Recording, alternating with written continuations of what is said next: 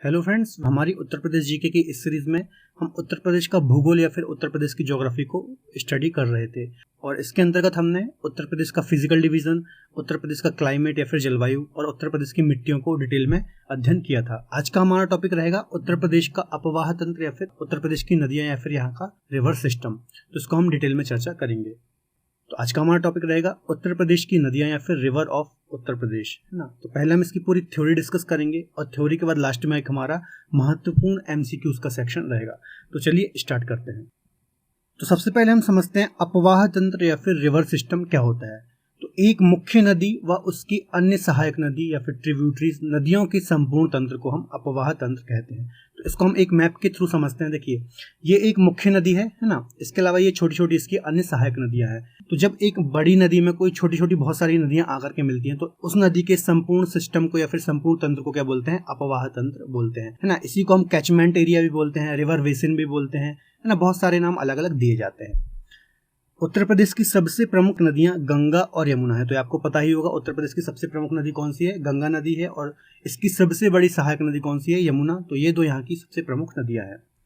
उत्तर प्रदेश में हिमालय से निकलकर आने वाली नदियां सदानीरा होती हैं, जबकि दक्षिणी पठार से निकलने वाली नदियां ग्रीष्म ऋतु में सूख जाती हैं।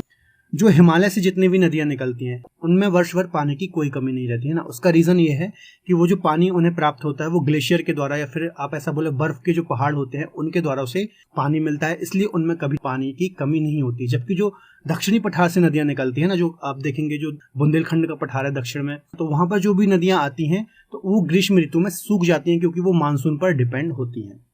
प्रदेश का उत्तरी एवं पश्चिमी भाग ऊंचा है तथा ढाल दक्षिण पूर्व की ओर है, अतः प्रदेश की अधिकांश नदियां उत्तर पश्चिम से दक्षिण पूर्व की ओर प्रवाहित होती है ना। तो ये मैप से हम समझिए, देखिए जो उत्तर पश्चिमी पार्ट है उत्तर प्रदेश का, ठीक है, ये क्या है? ये ऊंचा है। जबकि जो दक्षिण पूर्वी क्षेत्र है ये वाला, ये उत्तर प्रदेश का ढाल वाला एरिया है। इसलिए जो मैक्सिमम नदियां उत्तर प्रदेश में बहती हैं वो उत्तर पश्चिम से दक्षिण पूर्व की ओर बहती हैं। तो आप मैप में भी देख सकते हैं जितनी भी नदियों का फ्लो है वो दक्षिण पूर्व की ओर है।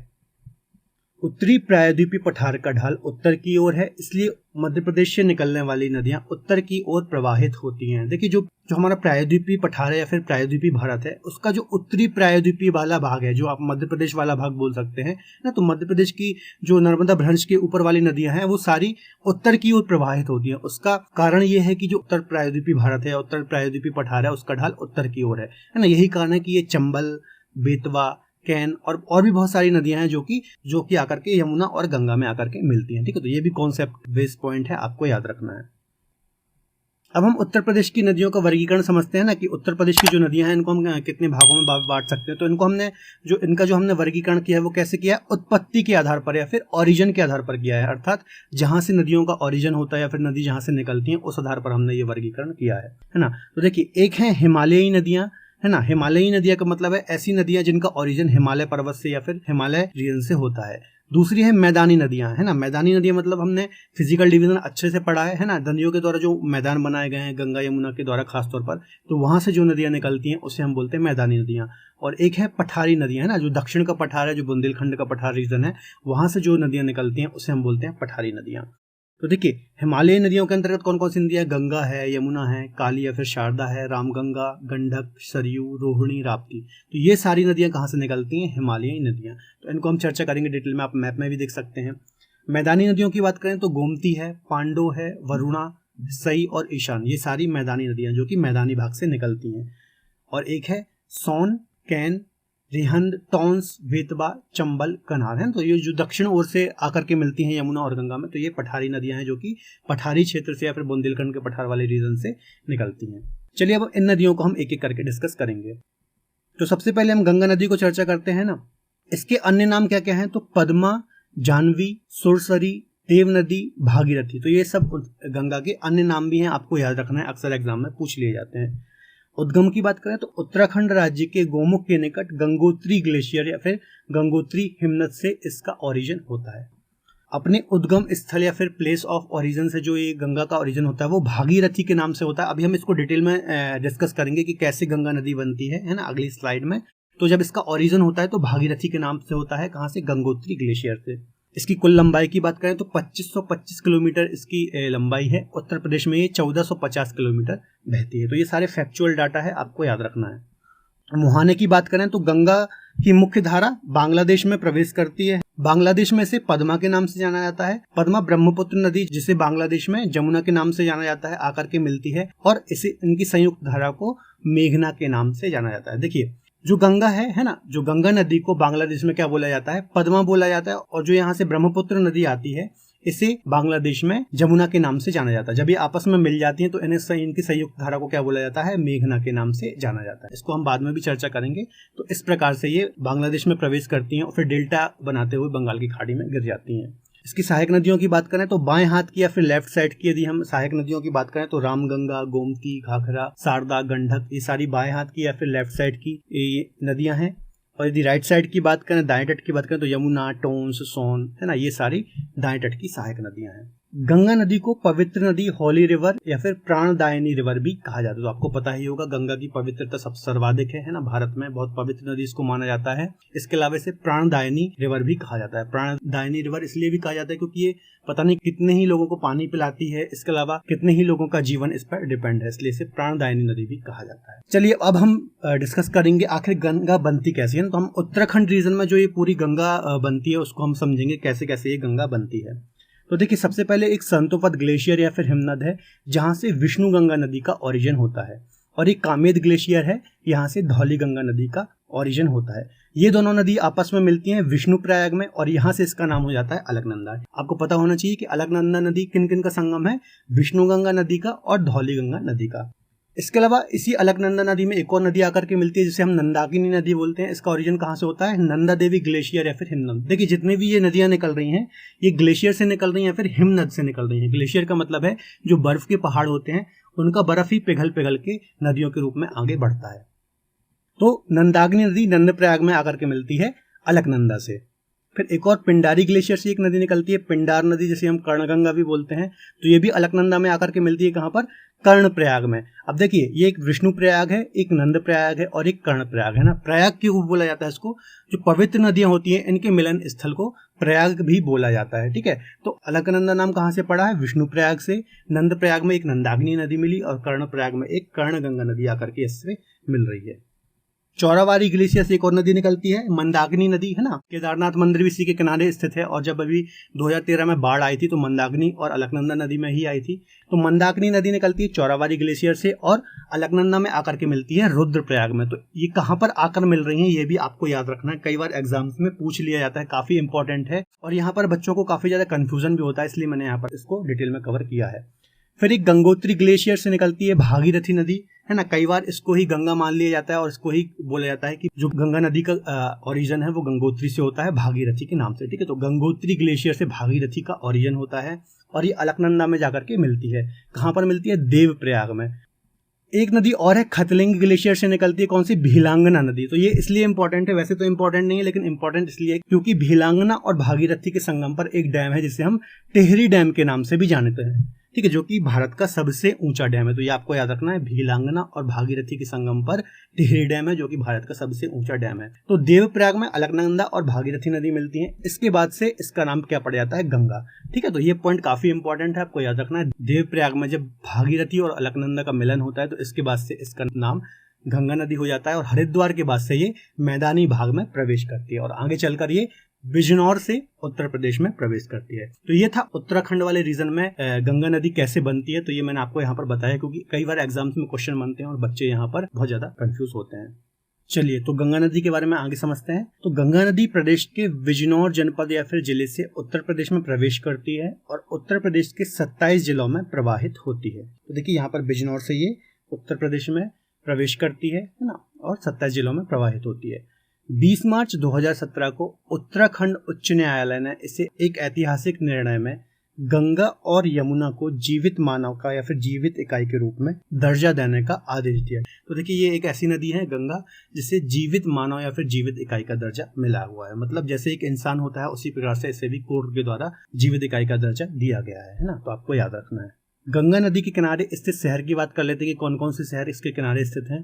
तो एक प्रयागराज आपको पता ही होगा, जहाँ पर यमुना और गंगा आपस में मिलती हैं, पहले से इलाहाबाद के नाम से जाना जाता था। एक है वाराणसी, आप मैप में भी देख सकते हैं, कानपुर। तो ये कुछ प्रमुख शहर हैं जो कि इसके किनारे स्थित हैं। इसके अलावा अन्य शहर की बात करें तो कन्नौज, बिठूर, मिर्जापुर, गाजीपुर, बलिया। तो ये कुछ अन्य शहर हैं जो कि गंगा नदी के किनारे स्थित हैं। अक्सर एग्जाम में पूछ लिए जाते हैं, आपको याद रखने हैं। नवंबर 2008 में भारत सरकार द्वारा इसे राष्ट्रीय नदी या फिर नेशनल रिवर के रूप में घोषित किया गया। तो काफी इंपॉर्टेंट है ना, ये हमारी राष्ट्रीय नदी या फिर नेशनल रिवर है। कब घोषित किया गया था भारत सरकार के द्वारा? नवंबर 2008 में।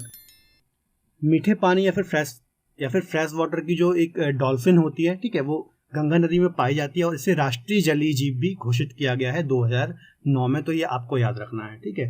तो जो कि हमारा राष्ट्रीय जलीय जीव है वो डॉल्फिन है, और कौन सी डॉल्फिन है? गंगा डॉल्फिन है ना। गंगा नदी में ये पाई जाती है फ्रेश वाटर में, और 2009 में इसे राष्ट्रीय जलीय जीव के रूप में घोषित किया गया। गंगा नदी में प्रदूषण नियंत्रण करने के लिए तथा इसकी सफाई के लिए जुलाई 2014 में भारत सरकार द्वारा नमामि गंगे नामक एक परियोजना या फिर प्रोजेक्ट प्रारंभ किया गया, ठीक है। तो 2014 में एक प्रोजेक्ट चलाया गया था, नमामि गंगे प्रोजेक्ट। इसका उद्देश्य क्या था? गंगा के प्रदूषण को नियंत्रित करना या फिर इसकी साफ सफाई करना। तो आपको याद रखना है। एक नोट देख लेते हैं। गंगा नदी के जल में बैक्टीरियोफेज नामक एक विषाणु या फिर वायरस पाया जाता है जो कि अन्य जीवाणुओं व अन्य हानिकारक सूक्ष्म जीवों को जीवित नहीं रहने देता, ठीक है। इसलिए माना जाता है कि गंगा का जो पानी है काफी ज्यादा साफ होता है, काफी ज्यादा प्योर होता है, क्योंकि इसमें एक विषाणु पाया जाता है ना, बैक्टीरियोफेज नाम का एक विषाणु पाया जाता है जो कि सूक्ष्म जीव होते हैं और जीवाणु होते हैं, उनको ये जीवित नहीं रहना देता। तो काफी इंपॉर्टेंट पॉइंट है, आपको याद रखना है। गंगा एवं ब्रह्मपुत्र नदियों द्वारा बनाए गए डेल्टा को सुंदरवन डेल्टा के नाम से जाना जाता है। गंगा ब्रह्मपुत्र का सुंदरवन डेल्टा विश्व का सबसे बड़ा डेल्टा है ना, वर्ल्ड लार्जेस्ट डेल्टा है। तो देखिए यहाँ पर जब गंगा और ब्रह्मपुत्र नदियां प्रवेश करती हैं बांग्लादेश में, और बांग्लादेश की वजह भी बंगाल की खाड़ी में गिरती है ना, तो ये डेल्टा बनाते हुए गिरती है ना। ये आप यहाँ पे इमेज भी मैंने आपको डाली है, आप देख सकते हैं ना। डेल्टा मतलब क्या होता है? देखिए जब नदी अपने मुहाने पर पहुंचती है, मुहाने का मतलब है जब समुद्र के पास पहुंचने वाली होती है, तो अन्य बहुत सारी छोटी छोटी वितरिकाओं में इस प्रकार से विभाजित हो जाती है ना, और ऐसे फिर वो समुद्र में जाकर के मिल जाती है। तो इसे हम बोलते हैं डेल्टा। सुंदरवन डेल्टा मैंग्रोव वनों या फिर मैंग्रोव फॉरेस्ट के लिए काफी प्रसिद्ध है ना। मैंग्रोव फॉरेस्ट किस लिए जाने जाते हैं? देखिए जहां पर भी फ्रेश वाटर और जो खारा पानी होता है समुद्र का, ये मिलते हैं, तो वहां पर अक्सर मैंग्रोव वनों का विकास हो जाता है। ये काफी सख्त और मजबूत पेड़ होते हैं जो कि कोस्टल या फिर तटीय क्षेत्रों को सुनामी, तूफानों आदि से भी संरक्षित करते हैं, ठीक है। तो यहाँ पर मैंग्रोव वन भी पाए जाते हैं। तत्पश्चात आगे बढ़ते हुए यह बिहार, झारखंड, पश्चिम बंगाल से होकर बांग्लादेश में प्रवेश करती है और अंत में बंगाल की खाड़ी में अपना जल गिरा देती है ना। तो आपको यह पता होना चाहिए कहाँ कहाँ बहती है, किन किन राज्यों में। सबसे पहले उत्तराखंड से इसका ओरिजिन होता है, फिर उत्तर प्रदेश आती है, उत्तर प्रदेश के बाद बिहार, झारखंड, पश्चिम बंगाल होते हुए ये पद्मा के नाम से बांग्लादेश में प्रवेश करती है ना, और फिर ब्रह्मपुत्र में मिलती है, फिर इनकी संयुक्त धारा को मेघना बोलते हैं, और मेघना जाकर के बंगाल की खाड़ी में गिर जाती है। तो 5 राज्यों में प्रवाहित होती है। सर्वाधिक कहाँ? उत्तर प्रदेश में प्रवाहित होती है, और सबसे कम झारखंड में प्रवाहित होती है। गंगा नदी के बाएं तट से मिलने वाली प्रमुख नदी है ना। अब इसकी कुछ हम सहायक नदियां जो कि बाईं ओर से मिलती हैं उनको देखते हैं एक एक करके। पहली है रामगंगा नदी। इसका उद्गम की हम बात करें तो पौड़ी गढ़वाल की पहाड़ियों से इसका उद्गम होता है ना, हिमालय रीजन से होता है। मुहाना बात करें तो कन्नौज, जिसे हम इत्र नगरी के नाम से भी जानते हैं, कन्नौज में गंगा से ये मिल जाती है। शिवालिक श्रेणी को पार करते हुए नैनीताल से बहते हुए जिम कॉर्बेट नेशनल पार्क से बहती है ये, और उत्तर प्रदेश के नजीवाबाद के समीप मैदानी क्षेत्र में प्रवेश करती है। मैदानी यात्रा के 24 किलोमीटर के उपरांत कोह नदी इससे आकर के मिलती है ना। तो ये कुछ फैक्ट मैंने यहाँ इस लाइन में कवर किए हैं, आपको याद रखना है ना। शिवालिक को पार करती है, उसके बाद नैनीताल से ये बहती है ना, जिम कॉर्बेट नेशनल पार्क से। उसके बाद उत्तर प्रदेश में नजीवाबाद के समीप मैदानी क्षेत्र में या फिर मैदानी भूभाग में प्रवेश करती है ना। और एक कोह नदी इसकी प्रमुख सहायक नदी है। तो ये सारे फैक्ट आपको याद रखने हैं। बरेली रामगंगा नदी के किनारे स्थित है। तो काफी ज्यादा इंपॉर्टेंट पॉइंट है, आपको याद रखना है। जो बरेली है वो रामगंगा नदी के किनारे स्थित है। अगली नदी है गोमती नदी। इसका यदि उद्गम की बात करूं तो फुलहर झील पीलीभीत जिला से इसका ओरिजिन होता है ना। मुहाने की बात करूं तो गाजीपुर के समीप कैथी नामक स्थान पर गंगा नदी से ये मिलती है ना। तो गंगा में जाकर ही मिलती है, गाजीपुर के समीप। गोमती नदी के तट पर लखनऊ और जौनपुर शहर स्थित है। तो काफी ज्यादा इंपॉर्टेंट है। लखनऊ और जौनपुर किस नदी के किनारे है? तो गोमती नदी के किनारे स्थित है। मैप में भी मैंने आपको यहाँ पर बताया, देखिए है ना, कैथी नामक स्थान पर आकर के गंगा से ये मिलती है। सई नदी इसकी एक प्रमुख सहायक नदी है, ठीक है। तो सई इसकी सहायक नदी काफी इंपॉर्टेंट है, आपको याद रखना है। अगली नदी है घाघरा नदी। उद्गम की बात करूँ तो मानसरोवर झील है ना, तिब्बत वाले रीजन से इसका उद्गम होता है। मापचा चुंग हिमनद या फिर ग्लेशियर से इसका उद्गम होता है, तिब्बत प्लेट्यू से या फिर तिब्बत रीजन से। मुहाने की बात करें तो बिहार की छपरा में गंगा नदी में जाकर के ये मिलती है ना, तो बिहार की छपरा में गंगा से ये मिलती है और बिहार और उत्तर प्रदेश के बीच थोड़ी ये सीमा भी बनाती है ना, ये आप मैप में भी देख सकते हैं। तो यहाँ पर ये बाउंड्री का निर्माण भी करती है। सहायक नदियों की बात करें तो सरयू, शारदा, राप्ती, छोटी गंडक, ये इसकी कुछ सहायक नदियां हैं। यह नदी कुछ दूर तक बिहार और उत्तर प्रदेश के मध्य बाउंड्री या फिर सीमा बनाती है। तो अभी मैंने आपको बताया बिहार और उत्तर प्रदेश के मध्य थोड़ा सा ये बाउंड्री का निर्माण करती है। इसे सरयू नाम से भी जाना जाता है ना, इसे सरयू नदी के नाम से भी जाना जाता है। भगवान राम की जन्मभूमि अयोध्या सरयू नदी के किनारे, तो आपको सभी को पता ही होगा कि जो अयोध्या है वो सरयू नदी के किनारे स्थित है और सरयू नदी इसका घाघरा को भी सरयू नदी के नाम से ही जाना जाता है ना। चलिए अब बात करते हैं शारदा नदी की। तो उद्गम कहाँ से है? नेपाल हिमालय के मिलान हिमनद या फिर मिलान ग्लेशियर से इसका उद्गम होता है। मुहाने की बात करें तो सीतापुर के वासरा के समीप घाघरा नदी में ये आकर के मिलती है ना, तो घाघरा नदी में जाकर के मिलती है। अपने उद्गम स्थल से गौरी गंगा के नाम से जानी जाती है, तो जब इसका उद्गम होता है तो इसे गौरी गंगा नदी कहा जाता है। टकनपुर बहरामपुर में घाघरा नदी में मिलती है ना, तो यहाँ पे आप देखिए मैंने आपको बताया घाघरा नदी में आकर के मिलती है किस स्थान पर? टकनपुर या फिर बहरामपुर के पास। यह नदी उत्तर प्रदेश में पीलीभीत जिले से प्रवेश करती है तथा नेपाल व पीलीभीत की सीमा बाउंड्री को निर्धारित करती है ना, तो जब ये एंटर करती है तो पीलीभीत जिले से एंटर करती है और कुछ नेपाल और पीलीभीत या फिर नेपाल और उत्तर प्रदेश की कुछ सीमा भी ये बनाती है, तो आपको याद रखना है। अब हम बात करते हैं राप्ती नदी की। उद्गम स्थान नेपाल या फिर लघु हिमालय से होता है, धौलागिरी की दक्षिणी में रुकुमकोट के निकट से। ठीक है, तो आपको याद रखना है जो लघु हिमालय है या फिर मध्य हिमालय जिसे हम बोलते हैं, तो वहां से इसका ओरिजिन होता है। रुकुमकोट नामक एक स्थान है। मुहाने की बात करें तो देवरिया के बहरज नामक स्थान पर घाघरा नदी से जाकर के मिलती है ना, तो राप्ती नदी किसमें मिलती है? ये देखिए मैंने आपको बताया है घाघरा नदी में जाकर के मिलती है। गोरखपुर राप्ती नदी के किनारे स्थित है, तो काफी ज्यादा इंपॉर्टेंट पॉइंट है। गोरखपुर किस नदी के किनारे अक्सर एग्जाम में पूछ लिया जाता है, तो राप्ती नदी के किनारे स्थित है। रोहिणी इसकी मुख्य सहायक नदी है, एक नदी है रोहिणी जो कि इसकी राप्ती की सहायक नदी है। तो ये सारे पॉइंट फैक्चुअल हैं, आपको याद रखने हैं। राप्ती की एक उत्तरी मुख्य शाखा बूढ़ी गंडक कहलाती है। राप्ती की एक उत्तरी मुख्य शाखा है जिसे हम बूढ़ी गंडक के नाम से भी जानते हैं, तो ये भी पॉइंट काफी इंपॉर्टेंट है, आपको याद रखना है। अब हम बात करते हैं गंडक नदी की। उद्गम स्थल कहाँ से हुआ इसका? तो नेपाल हिमालय से इसका ओरिजिन होता है। मुहाना कहाँ है? तो सोनपुर हाजीपुर के पास जाकर के गंगा में मिलती है, तो सीधे गंगा में मिलती है बिहार में जाकर के।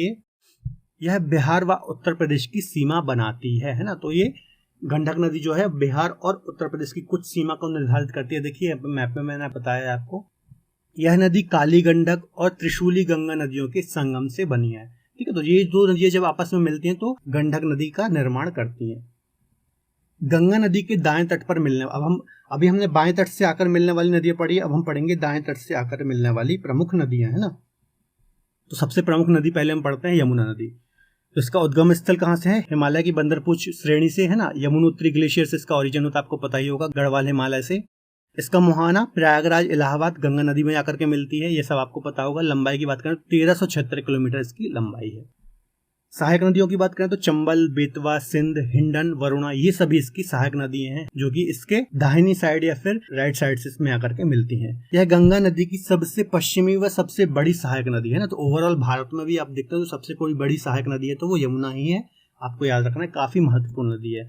सहारनपुर के फैजाबाद नामक स्थान से उत्तर प्रदेश में प्रवेश करती है। इसकी कुल लंबाई 1375 किलोमीटर है, तो मैंने आपको पहले भी बता दी लंबाई। इसके किनारे स्थित शहर की बात करें तो दिल्ली है, मथुरा है, इसके अलावा आगरा है। काफी इंपॉर्टेंट है, तीनों नगर आपको याद रखना है, दिल्ली, मथुरा, आगरा। ये किसके किनारे स्थित है? यमुना नदी के किनारे। उत्तराखंड, हिमाचल प्रदेश, हरियाणा, दिल्ली और उत्तर प्रदेश, इन राज्यों में ये प्रवाहित होती है ना। देखिए उत्तराखंड से निकलती है, फिर हिमाचल प्रदेश जाती है, हरियाणा जाती है, दिल्ली आती है और फिर उत्तर प्रदेश में आकर के प्रयागराज में गंगा से मिल जाती है। इसके अन्य नाम की बात करें तो इसे यम की बहन और सूर्यपुत्री भी कहा जाता है। तो ये सारे पॉइंट काफी इंपॉर्टेंट है। यमुना नदी उत्तर प्रदेश और भारत की दृष्टि से काफी ज्यादा इंपॉर्टेंट नदी है, सारे फैक्ट आपको याद रखने हैं। अब हम बात करते हैं चंबल नदी की। तो इसका उद्गम महूजाना पांव से होता है ना, इंदौर जिले के अंतर्गत है, विंध्याचल पहाड़ी में। मुहाने की बात करें तो मुरादगंज के पास इटावा से लगभग 40 किलोमीटर दूर यमुना नदी में आकर के मिलती है ना, तो यमुना नदी में आकर के मिलती है। देखिए मैप में भी मैंने आपको बताया है, इटावा के पास आकर के। सहायक नदियों की बात करें तो बनास, पार्वती, क्षिप्रा, मेज, कुमारी, ये सारी इसकी सहायक नदियां हैं। यह नदी प्रदेश के आगरा व इटावा जिले की सीमा बनाती है ना, तो आगरा और इटावा जिले की सीमा बनाती है यूपी में आकर के। यह नदी अवनाली का अपरदन या फिर गली इरोजन के लिए जानी जाती है। तो काफी ज्यादा इंपॉर्टेंट क्वेश्चन बनता है, अक्सर एग्जाम में पूछा जाता है कि ऐसी कौन सी नदी है जो अवनाली का अपरदन करती है या फिर गली इरोजन करती है। तो चंबल नदी है ना। देखिए अवनाली का अपरदन क्या है, बड़े बड़े खड्डों का निर्माण करती है, बड़े बड़े खड्डों का निर्माण करती है या फिर बीहड़ों का निर्माण करती है। आप जानते होंगे चंबल के डाकू इन्हीं बीहड़ में छुपे हुए होते थे, है ना। तो ये अवनाली का अपरदन करती है चंबल नदी। अब हम बात करते हैं बेतवा नदी की। तो इसका ओरिजिन रायसन का कुमरा गांव है ना, रायसन के कुमरा गांव से मध्य प्रदेश से ये निकलती है। मोहना हमीरपुर के पास आकर के यमुना में मिल जाती है, तो ये भी यमुना में आकर के मिल रही है। आगे बात करते हैं सिंध नदी की। विदिशा जिले की सिरोंज तहसील से निकल रही है। मोहना जलौन के पास यमुना में आकर के मिल रही है। आगे है कैन नदी। छोटी छोटी नदियां हैं, कुछ कुछ पॉइंट हम यहाँ पर डिस्कस करेंगे, ज्यादा डिटेल में पढ़ने की जरूरत नहीं है, सारी मध्य प्रदेश की नदियां हैं। कैन नदी की बात करें तो कैमूर की पहाड़ी के उत्तरी ढाल से ये निकल रही है ना, और बांदा जनपद में प्रवेश करती है और भोजहा नामक स्थान पर यमुना से मिलती है। ये सारी नदियां कहाँ पे आकर के मिल रही हैं, यमुना में आकर के मिल रही हैं। अगली है हिंडन नदी। तो सहारनपुर जिले के निचले हिमालय क्षेत्र के ऊपरी शिवालिक पर्वतमाला से निकलती है, तो शिवालिक क्षेत्र से निकलती है।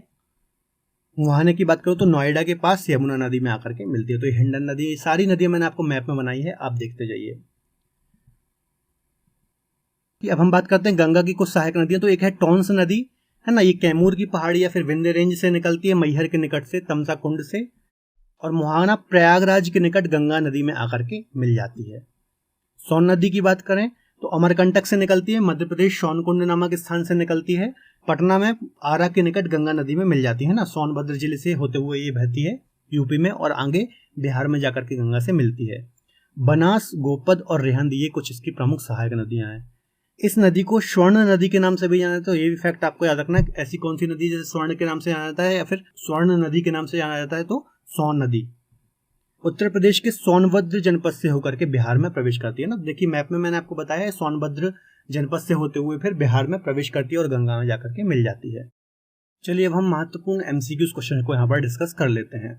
तो पहला क्वेश्चन है, निम्न में से किस नदी को राष्ट्रीय जलमार्ग संख्या 1 के रूप में प्रयुक्त किया जा रहा है। राष्ट्रीय जलमार्ग 1 किसको बोला जाता है, तो किस नदी पर है, वो गंगा नदी पर है ना। इसको क्या बोला जाता है, नेशनल वाटर हाईवे। तो गंगा नदी पर बना है। ये कहां से कहां तक बना है, इलाहाबाद से हल्दिया तक, तो ये आपको याद रखना है। अगला है, केंद्र द्वारा किस नदी को राष्ट्रीय नदी घोषित किया गया है। तो यहाँ पर इसका आंसर हो जाएगा गंगा नदी को किया गया है। नवंबर 2008 में इसे राष्ट्रीय नदी का दर्जा दिया गया। निम्नलिखित में से कौन सा युग्म सुमेलित नहीं है, तो बिठूर गंगा नदी के किनारे सही है, गोरखपुर राप्ती नदी के किनारे है ना। सी आंसर हो जाएगा जौनपुर, है ना, ये गलत है। तो जौनपुर किस नदी के किनारे है, गोमती नदी के किनारे है, सई नदी के किनारे स्थित नहीं है, और कौशाम्बी भी यमुना नदी के किनारे है। तो सी आंसर इसका सही हो जाएगा। निम्न में से किस नदी के तट पर गोरखपुर स्थित है, तो इसका आंसर हो जाएगा सी, राप्ती नदी। मैंने आपको बताया था राप्ती नदी के किनारे कौन सा शहर स्थित है, गोरखपुर शहर स्थित है। निम्न में से कौन सी नदी उत्तर दिशा में नहीं बहती है ना। तो उत्तर दिशा में कौन, चंबल बहती है, केन भी बहती है और बेतवा भी बहती है। तो गंडक नदी नहीं बहती है, गंडक नदी हिमालय से आती है इसके, है ना, लेफ्ट हैंड साइड से आती है, तो ये हिमालय रीजन से आती है, तो इसका आंसर डी हो जाएगा।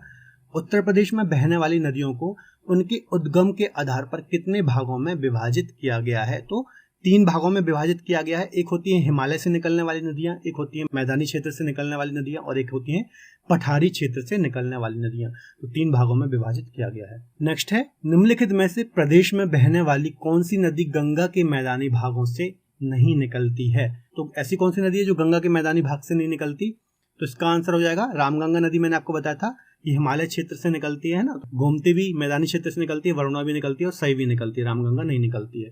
दक्षिणी पठार से निम्नलिखित में से कौन सी नदी नहीं निकलती है, तो दक्षिण के पठार की बात करें तो इसका आंसर हो जाएगा सोन भी निकलती है, रिहंद भी निकलती है, टॉन्स भी निकलती है, पांडु नदी नहीं निकलती है, तो डी आंसर हो जाएगा। निम्नलिखित में से कौन सी नदी प्रदेश में गंगा की सबसे बड़ी सहायक नदी है, तो ये सब आपको पता होगा, इसका आंसर डी हो जाएगा। यमुना नदी सबसे बड़ी सहायक नदी है गंगा की। गंगा नदी प्रदेश में किस जनपद से प्रवेश करती है, तो बिजनौर जनपद से प्रवेश करती है ना, और बलिया से एग्जिट करती है, ये आपको पता ही होगा, कई बार मैंने रिपीट किया था। गंगा नदी की प्रदेश में कुल कितनी लंबाई है, तो गंगा नदी की प्रदेश में कितनी लंबाई है, 1450 किलोमीटर, इसका सी आंसर हो जाएगा। अलकनंदा और भागीरथी नदियों के किस स्थान पर मिलने से यह गंगा नदी कहलाती है, तो इसका आंसर हो जाएगा, मैंने बहुत डिटेल में बताया था, देवप्रयाग जब ये मिलती है तो इसके बाद से इसका नाम गंगा हो जाता है। केदारनाथ का प्रसिद्ध मंदिर किस नदी के तट पर है? तो 13 इसका आंसर हो जाएगा डी, मंदाकिनी नदी पर स्थित है। मैंने आपको बताया था इस पर बाढ़ भी आई थी, है ना, केदारनाथ का मंदिर। हालांकि इसमें थोड़ी बहुत क्षति हुई थी, ज्यादा कुछ क्षति हुई नहीं थी। चौराबाड़ी ग्लेशियर से इसका ओरिजिन होता है। गंगा नदी में प्रदूषण पर नियंत्रण करने और उसकी सफाई के लिए नमामि गंगे कार्यक्रम कब से प्रारंभ हुआ? तो इसका आंसर हो जाएगा जुलाई 2014 से नमामि गंगे प्रोग्राम स्टार्ट हुआ था गंगा की स्वच्छता के लिए। विश्व का सबसे बड़ा डेल्टा सुंदरवन डेल्टा कौन सी 2 नदियां बनाती? तो गंगा और ब्रह्मपुत्र नदियां बनाती है। काफी इंपॉर्टेंट क्वेश्चन है। निम्न में से कौन सी नदी इत्र नगरी के नाम से भी जानी जाती है? तो इसका आंसर हो जाएगा कन्नौज, सी आंसर हो जाएगा। आपको पता ही होगा गंडक नदी किस स्थान पर गंगा से मिल जाती है? तो इसका आंसर हो जाएगा सी, सोनपुर में गंडक नदी किससे मिलती है? गंगा से मिलती है। सई नदी किसकी सहायक नदी है? तो गोमती की सहायक नदी है सई नदी, मैंने आपको बताया था। घाघरा नदी किन 2 राज्यों की सीमा बनाती है? तो इसका आंसर आपको पता ही होगा यूपी और बिहार की। 19 का बी आंसर हो जाएगा। उत्तर प्रदेश और बिहार की सीमा बनाती है घाघरा नदी। अयोध्या किस नदी के किनारे स्थित है? तो सी, सरयू नदी के किनारे स्थित है। नेपाल व उत्तर प्रदेश की सीमा का निर्धारण कौन सी नदी करती है? तो सी आंसर हो जाएगा शारदा नदी करती है नेपाल और उत्तर प्रदेश की सीमा का निर्धारण। यमुना नदी के किनारे स्थित प्रमुख शहरों में कौन कौन से शहर हैं? तो कौन कौन से शहर स्थित है? आगरा भी स्थित है, दिल्ली भी स्थित है और मथुरा भी स्थित है। तो डी आंसर हो जाएगा ये सभी या फिर ये तीनों। यमुना नदी प्रदेश के किस स्थान से होकर के प्रवेश करती है? तो फैजाबाद से ये प्रवेश करती है, ये भी पॉइंट मैंने आपको बताया था। चंबल नदी किसकी सहायक नदी है? तो चंबल नदी किसकी सहायक नदी है? यमुना की सहायक नदी है। इटावा के पास आकर के यमुना से मिलते हैं यूपी में। तो ये थे दोस्तों हमारे 24 महत्वपूर्ण MCQ क्वेश्चन। आशा करता हूँ पूरा लेक्चर आपको बहुत अच्छे से समझ में आया होगा।